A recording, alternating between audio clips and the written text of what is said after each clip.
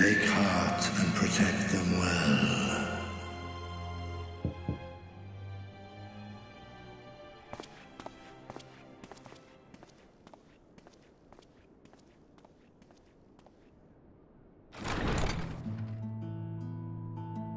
Good, you're here. You haven't eaten yet, have you? We've bought quite a spread if you're interested. Only the finest dining from the last stand.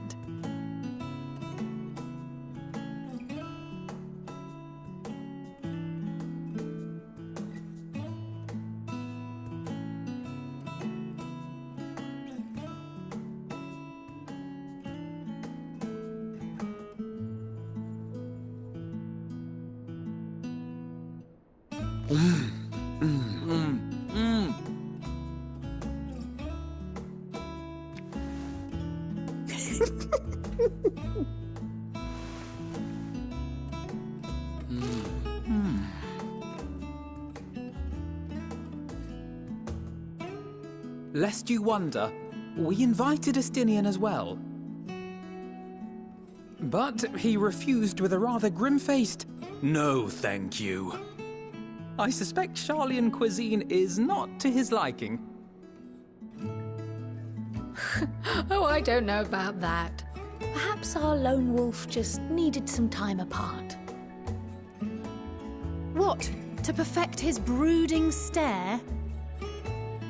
Next time, I'll drag him out by the ear, sit him down in front of a Charlian feast, and see that he eats every last bite.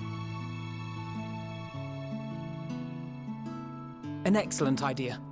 Of all people, warriors must take proper meals and rest if they are to maintain a healthy constitution. Poor Estinian, beset on all sides.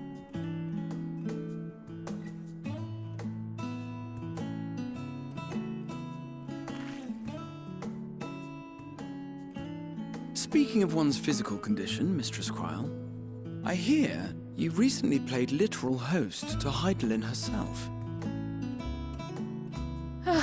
And what an experience that was. Tiring, yes, but no lasting harm done. If anything, I should have liked to speak with her longer. I've not felt a hint of her presence since. Heidelin instructed you to carry that flower, yes?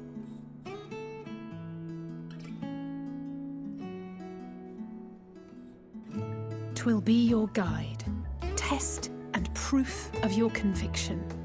And then something about seeking joy in darkness, was it? Come to think of it, isn't that what happened with Nidana back in Radzat-Han? The flower did seem to radiate a joyful glow, as if reflecting the elation we all felt, the relief of a people with renewed hope. Indeed, and in turn I felt buoyed by that radiance. 'Twas akin to spotting a beacon and knowing we were on the right path. I know we've not yet triumphed over the Telophoroi, or learned the full breadth of the Forum's plans. But even within the midst of our struggles, we find small moments of joy to sustain us. Rare and hard-won perhaps, but it is this pursuit of happiness that gives us the strength to carry on day after day.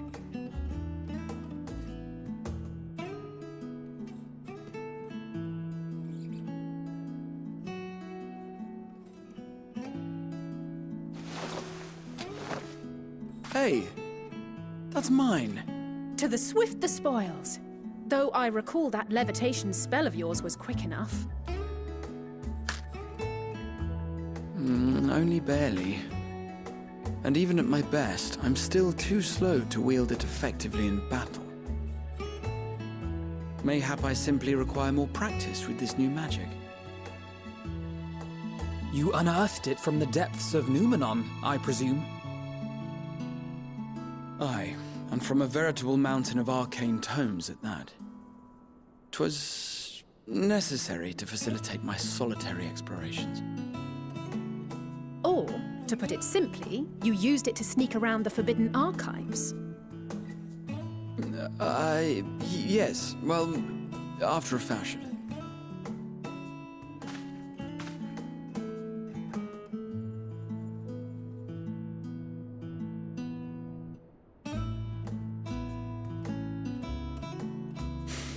They're tall, you see.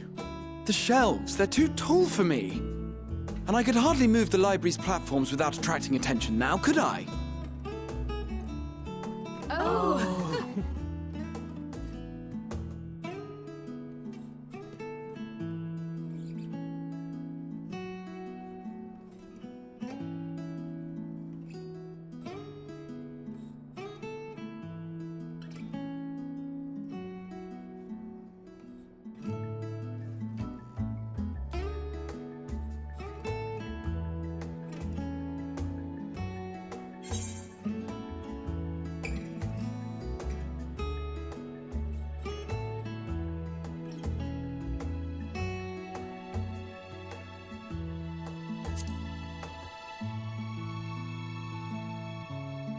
I'm not that ambitious. But 'tis pleasant to idle away the hours every once in a while.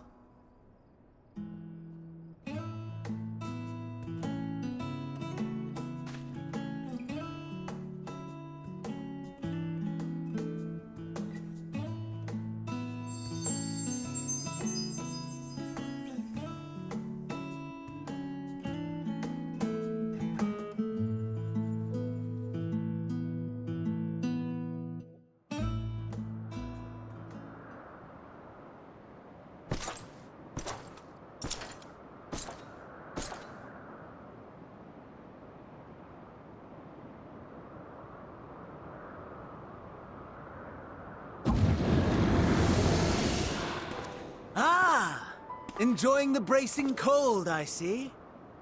Do you not own a warm coat or a cloak? Something in fur? Or fashioned from the skins of your enemies? Or... well, never mind that. I come to you once more as the bearer of bad news. Our tower in Thavnir has been toppled. And I need not tell you by whom. Given how many we have at our disposal, the loss of a single spire is hardly fatal to our plans. It does, however, slow the rate at which we siphon ether. If they continue to preoccupy themselves with the towers, then all will be well. But should our foe prove bold enough to strike at us here, then the timing becomes questionable.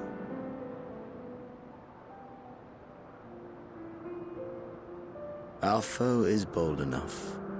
Of that, I can assure you.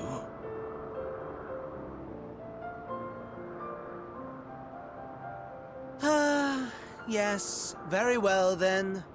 I suppose I must prepare a proper welcome. Honestly, talk of your nemesis is the only thing you seem to enjoy. Does nothing else spark your interest?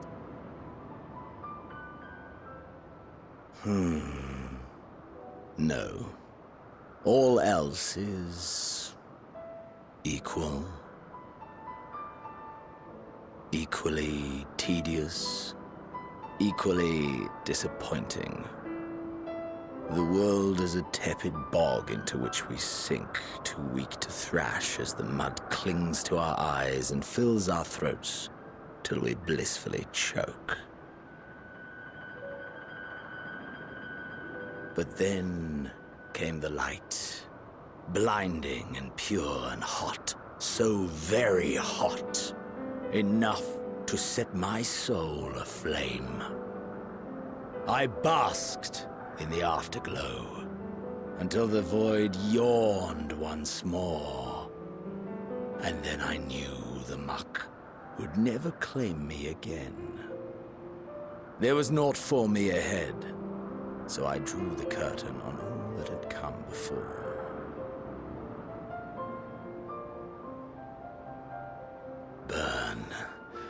Burn. Let the whole star burn. I will have my contest. I will reclaim my moment.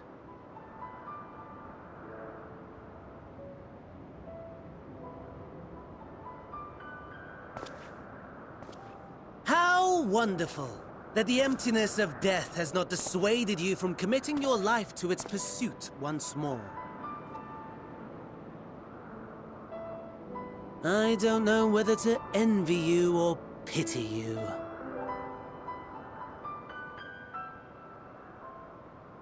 You question my disinterest, but what of yours?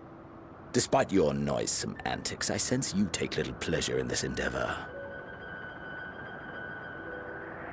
Mercy, my lord. Such pointed barbs from one who barely acknowledges my existence. Nevertheless, you are mistaken. For I do find this part somewhat enjoyable. You see, when I was mortal, I would always have the same dream. It was a fragmented thing, disjointed, all the faces incomplete. The setting, too, was unknown to me, so I thought it simply a fantasy of my sleeping mind.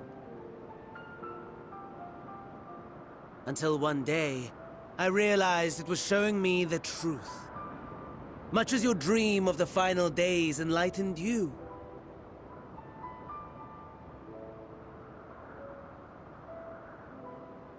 And soon, very soon, the rest of the world will see the truth of my dream, too. Yes, I think that is something we can both enjoy.